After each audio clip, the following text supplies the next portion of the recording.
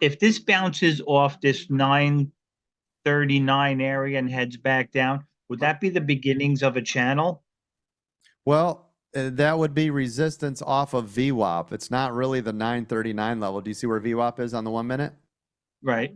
Well, this will help you right here too on your 2 minute, right? Yeah. So these are two completely different strategies. So I don't want you getting confused with two different strategies. One is we're scalping puts off of VWAP. Everybody sees it? Yep.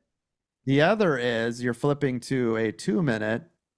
Oh, and you don't have anything to do yet anyways. It has not changed the color. It is not above VWAP. Right. So that's a no bueno anyway. So if you're doing a 2 minute EWO, you're probably still in this trade, right? You might have one left because you got rid of here, you got rid of here, you got rid of right there, then you got rid of some more as it kept coming up, and you might have one left, and you started, at the open. So right now you're still holding on because guess what? It's still to the downside. It's 2 minute EWO is still in effect.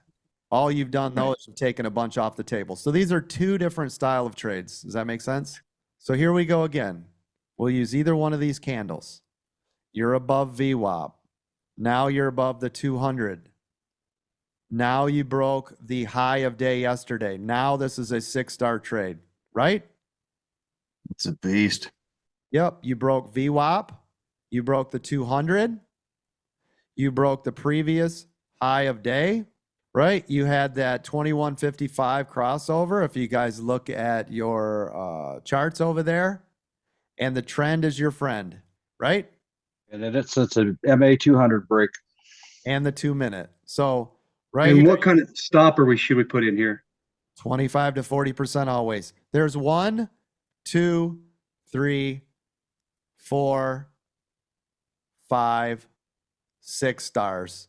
VWAP 200, previous high a day, trend 2155 crossover, 2 minute EWO is lined up. There you go. There's your 6-star trade.